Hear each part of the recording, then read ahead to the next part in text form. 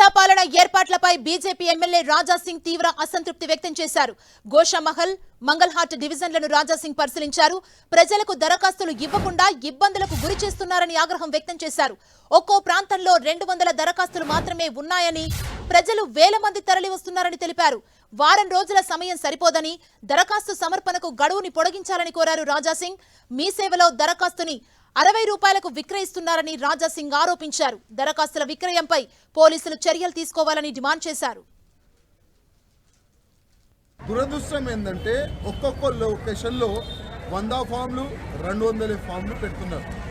నేను నిన్న కూడా మున్సిపల్ కార్పొరేషన్ వాళ్ళు మీటింగ్ పెడితే చెప్పిన, మీరు పబ్లిక్లో అనౌన్స్మెంట్ చేయండి, పేపర్ యాడ్ చేయండి, ఏ విధంగా జనాలు ఏ సెంటర్లో ఏ డేట్కి వెళ్ళాలని నేను నిన్న కూడా చెప్తే కూడా పట్టించుకోలే. ఇవాళ ప్రతి ఒక్క సెంటర్లో వేల మంది జమ అవుతున్నారు, చాలా ఇబ్బందులు పడుతున్నారు.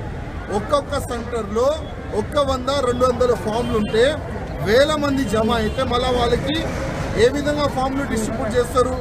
అదేవిధంగా దీంట్లో కొత్త పింఛన్ గురించి కానీ, రేషన్ కార్డుల గురించి కానీ వివరణ అడిగితే వైట్ పేపర్లో రాసియాలని అంటున్నారు. అంటే ఈ కొత్త గవర్నమెంట్, కాంగ్రెస్ గవర్నమెంట్ మళ్ళొక్కసారి ప్రజలకి మోసం చేస్తున్నారు. దీనికి ఇదే అర్థం. నేను ముఖ్యమంత్రి గారికి మరీ రిక్వెస్ట్ చేస్తున్నా, 8 డేస్లో ఈ పని అయ్యేది లేదు. కనీసం 1 నెల ఈ కార్యక్రమాన్ని పెట్టాలి.